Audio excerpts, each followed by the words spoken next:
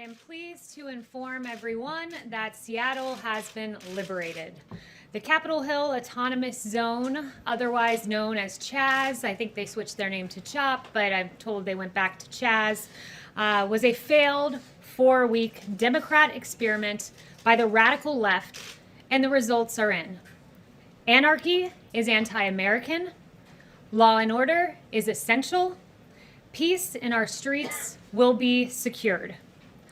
While the Democrat mayor of Seattle proclaimed that Chaz was to be, quote, the summer of love, in fact, it was not. And other failed Democrat politicians also remained passive or even silent in the face of anarchy. But while that happened, President Trump set the tone. Law and order must prevail to preserve peace in our streets. The president is not the Democrat governor of the state of Washington. The president is not the Democrat mayor of Seattle. But nevertheless, the president must lead by example and be prepared to act in the face of failed Democrat leadership, which is what we saw in Democrat Seattle and Democrat Wisconsin. President Trump has always stood on the side of law and order, and we are pleased to report that law and order has prevailed and Seattle has been liberated from the anarchist. In President Trump's America, autonomous zones will have no sanctuary. The BAZ, B-H-A-Z, which stood for the Black House Autonomous Zone across from the White House, was swiftly dismantled. 100 anarchists were arrested for rioting and destruction of federal property here in D.C. I believe that number is now above 300. 4 men have been charged in federal court for attempting to tear down the statue of Andrew Jackson in Lafayette Square, and there are 200 open domestic terrorism investigations. You contrast the president's vision of law and order to that of the failed Chaz experiment in anarchy. And here's what you find in the failed Democrat experiment that took place out in Seattle. The Seattle Times said the shooting at Seattle's CHOP protest tragically killed a 16-year-old boy, leaving a 14-year-old seriously injured. That's what happens in an autonomous zone. The police chief, Carmen Best, who did a marvelous job winding down the CHOP zone, noted that CHOP has become lawless and brutal and enough is enough, and she took action. According to reports, quote, police also investigated several vehicles circling the CHOP zone with people inside carrying firearms and wearing body armor. This was no, quote, summer of love, as the Democrat mayor in Seattle said. And President Trump compelled action. He has said, take back your city now. If you don't do it, I will. He has said this is not a game. These ugly anarchists must be stopped immediately, move fast. And finally, the Democrat mayor in Seattle, who was long delayed, finally gave the order to dismantle the Chaz, and it was an admission. It was an admission that President Trump's vision is right, that anarchy is wrong, and that law and order bring peace. And with that, I'll take questions. Kristen. Kayleigh, thank you so much. National Security Advisor Robert O'Brien said that the intelligence about the alleged Russia plot was being taken so seriously that U.S. allies were alerted and that it could impact military tactics. So how is that a hoax? Well, as I mentioned yesterday, what happens when any intelligence comes in unverified, if there is any way that it could affect American troops or allies, it is immediately communicated on the ground to ensure that troops and commanders and generals can make the best decisions, tactically speaking. So that's the way it's done. But what I would say is at the same time, until there's a strategic decision for the president to make, until it is verified, it is not briefed up to the president of the United States. That's how intelligence works. Is he angry or frustrated or upset about the fact that he was not in the loop on this when members of Congress were briefed and U.S. allies were briefed?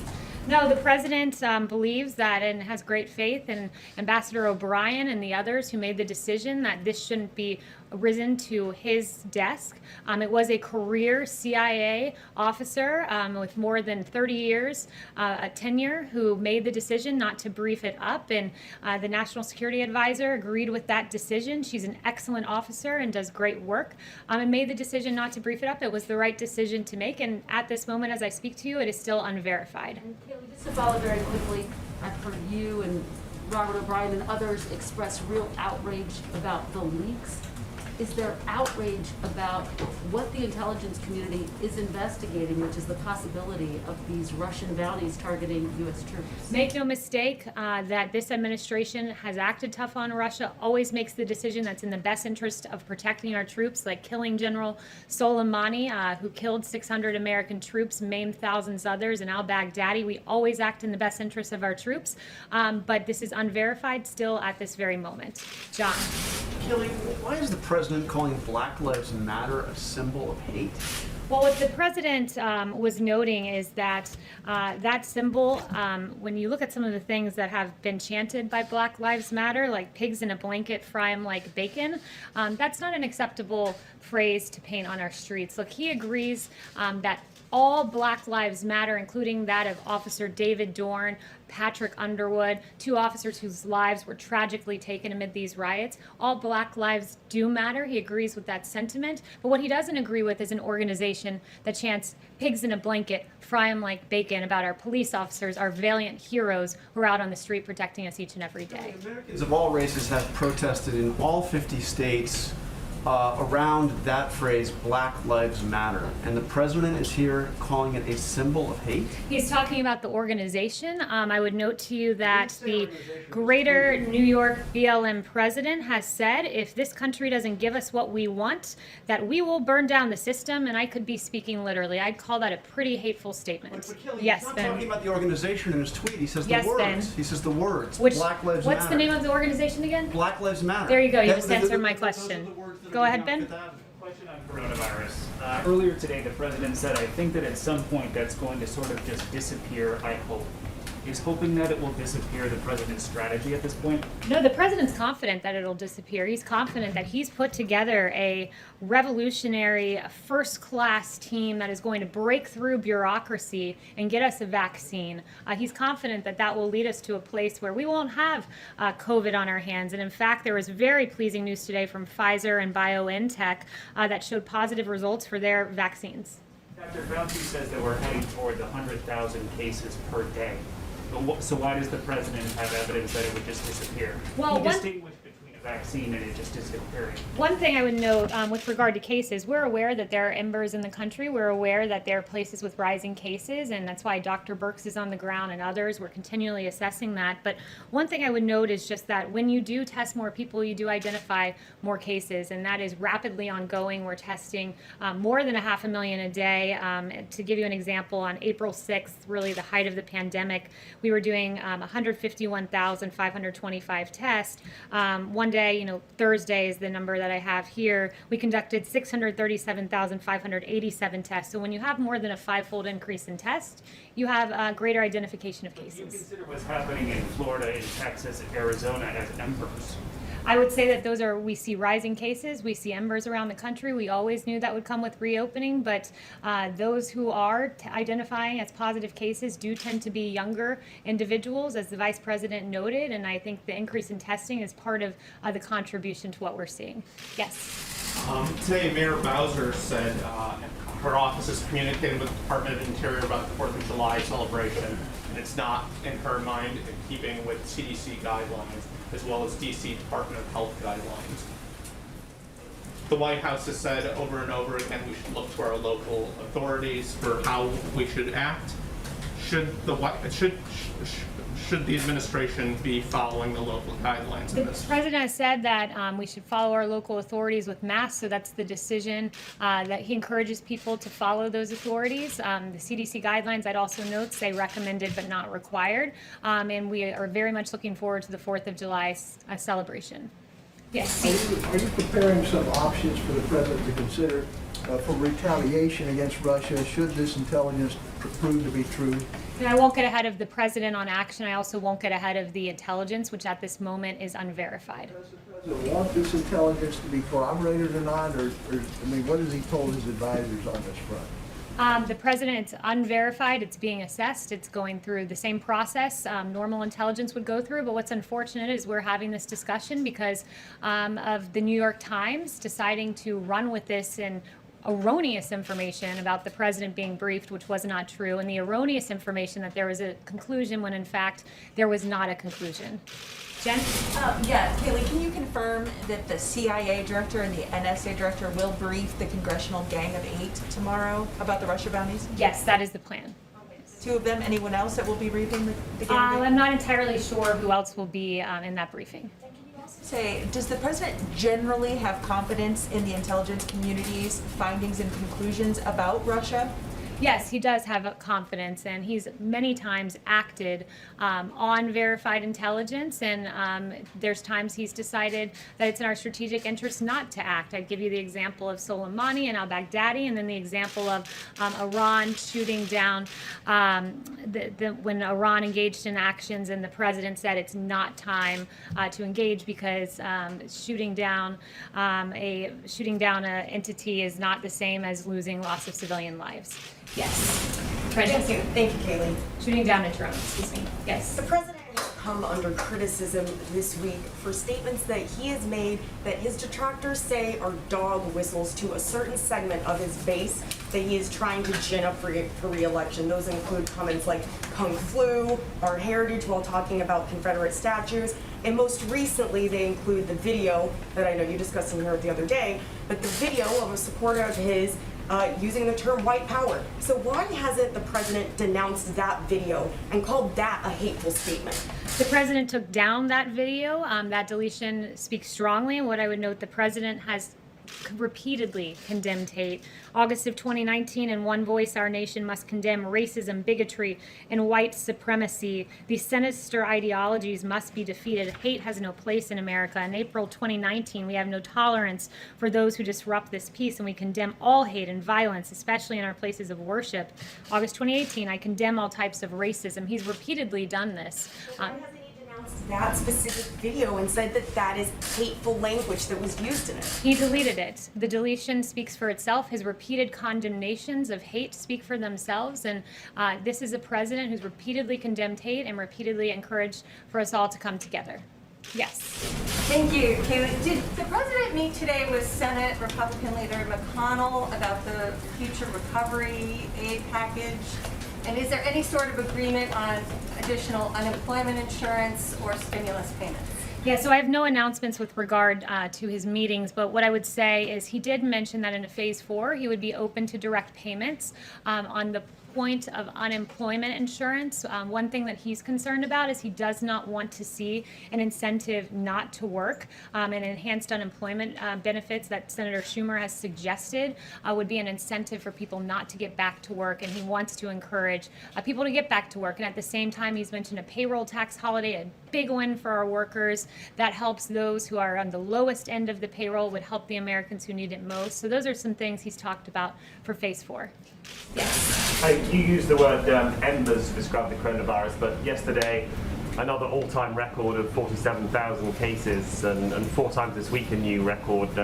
Why do you use the word embers when many people would say it's more like a wildfire? So I use the word embers because that is what the president has acknowledged that would happen around the country. You would see spikes across the country. He said at times you would see a fire across the country, embers, fires. But at the same time, I would note the increase in cases, or the increase in testing. 6-fold increase in testing. You identify more cases. I'd also note that Secretary Azar said that we've seen nationwide that fatalities at a 2-month low. So this is a different situation when those who are testing positive are younger. We have increased tests. We're aware where there are surges. It's why Dr. Birx is on the ground. But we believe we are equipped to handle what we see on the horizon. Has the president made a conscious decision to talk less about the virus? I think in his town hall with Sean Hannity, someone measured it was only 3 minutes that he discussed it. He tweets about it far less often than he used to. The president is not focused on talking, he's focused on action, and his administration has taken historic action with regard to the coronavirus. We have an excess amount of PPE, a huge amount of ventilators in the stockpile, things that could never be done, we were told, have been done under this administration, testing more than 600,000 a day. This president has done a historic job with regard to the coronavirus. Lilith. Thank you. President yesterday tweeted that he's angry against China. There's anger against China in India also. So India has banned 59 apps from China, including TikTok. How does the president knows about it, and what are his views on this? So with regard to India and China, we're closely monitoring the situation. He is as well. Both India and China have expressed a desire to de-escalate, and we support a peaceful resolution of the current situation. And he said that China's aggressive stance along the India-China border fits with a larger pattern of Chinese aggression in other parts of the world, and these actions only confirm the true nature of the Chinese Communist Party. TikTok, India banning the TikTok app. No announcements on that. I would just point you to what Secretary Pompeo said earlier. Yeah. Yes. When can we expect the president to weigh in on Israel's plan to annex parts of the West Bank and the Jordan Valley? And how much does this delay perhaps have to do with the concern about setting evangelicals here in the United States, who, of course, are a really important part of the president's base in the election effort? Yeah, so I've not spoken to him about that specific issue, but he's a great supporter of Israel, and I would just leave it at that. Kayleigh says that there could be something this week, so I'm just wondering what the delay is, and maybe you could weigh in on, you know, there are concerns this could be the final nail in the coffin on a Palestinian state. Like, what is the president thinking about that? So no announcements on that front, and I won't get ahead of him on anything that would happen this week or beyond. Yes. The president has said in this room that he wants to meet the Taliban leadership. Now that world leaders are coming here again, is that on the cards? Is that going to happen soon? Is there a timetable? So again, I won't get ahead of the president on that. What the president wants is to see our troops come home from Afghanistan. He has been on the record being against keeping a sustained presence in Afghanistan. He does not believe in foreign adventurism and wars that drag on. He believes the ultimate way to secure our troops is to bring them home. Have the reports of the Russian bounties to Taliban fighters affected that calculus? That's unverified intelligence that's currently being assessed. Yamish? Hi, thanks, Kayleigh. The first question I have is two questions. The first is, on Monday, the president went after stripping racist names on buildings. On Tuesday, he went after a rule to combat racial segregation. And then today, he said that he described the words Black Lives Matter as a symbol of hate. Why is he digging in on race in this way? So first, I mean, if you're saying that the fact that he does not want to rename our bases, if you're considering that racist, then apparently 56% of America is as well, because 56% of America is against changing the name of U.S. military bases. He believes that our young men and women who left these bases overseas, many of whom lost their lives, and the last thing they saw was being on one of these military bases, that they should not be told that the base that they trained in, the last place they saw on American soil, was a racist institution, and that's a proposition the vast majority of America agrees with. Including him saying that the words Black Lives Matter, as we've noted, has been chanted in 50 states. Why is he saying that that's a symbol of hate, on top of all the other things that he's done just this week alone in terms of race? Well, is pigs in a blanket frying like bacon racist? I mean, is that hateful? That is a hateful thing to say, I would argue. I would think the vast majority of America would agree with that too. I think the vast majority of America would think it's hateful to say that we will burn down the system, and I could be speaking literally. I think the vast majority of America would agree with him yet again that holding up a severed pig's head is unacceptable. You're not going to engage on that. I have a second question. I did engage on that. The second question I engaged on that, Yamish, and I said we agree. All Black Lives Matter with that sentiment, but we will not stand with an organization that exhibits that kind of hate against our police officers. The second question is, what does the president have to say to military service, the families of service members who are really afraid that their loved ones might have been killed in connection to this Russia bounty? There are families already saying, we want the United States and federal government to call us and settle us up. Kristen had an interview with a father saying that just this week. What is this president's message to the military families in this country? So that it's unverified intelligence. It's continually being assessed, and the Department of Defense has said they do not know of any Americans that have been killed in relation to this unverified intelligence that's currently being assessed. Yes, Janelle. Thank you, Kayleigh. The president has stated in past that he will not tolerate defunding police, and he said this multiple times. Considering that many Democrat-led cities have now done so, including New York City as of this morning, what does not tolerating this move look like from the president's vantage at this time? Yeah, I mean, speaking out fervently against it, and what it means is, this executive order gives additional funding to police departments if they meet certain standards. We want safe policing. We want to make sure that police officers are trained to de-escalate.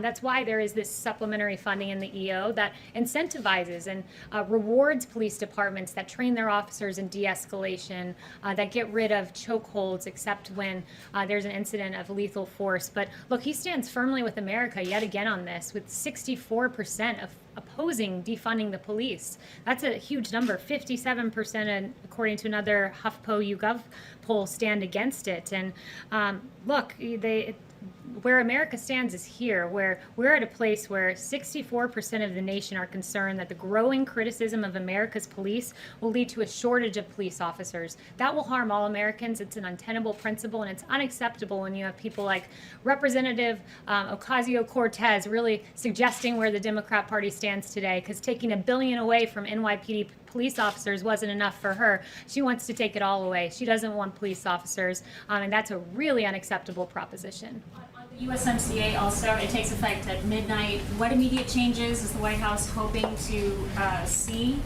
immediately starting tomorrow? And then are there any elements of the USMCA that may be hindered because of COVID-19? Now, the USMCA, today, that goes into effect. It's a huge deal. For years, for decades, NAFTA wreaked havoc on American society, closing our factories, hemorrhaging American manufacturing jobs. And the USMCA is a massive win. It will create 176,000 jobs, add $68 billion to the U.S. economy. 28,000 manufacturing jobs are expected to be added, and agricultural and food exports will increase by $2.2 billion, a big win for our farmers. So we expect to see that start to take effect. It's a big deal, and it's a reversal of decades of failed U.S. policy with the USMCA, the Trans-Pacific Partnership, horrible trade deals that betrayed America's workers. Under President Trump, the forgotten man and woman is forgotten no longer. Thank you, guys. We will make America great again.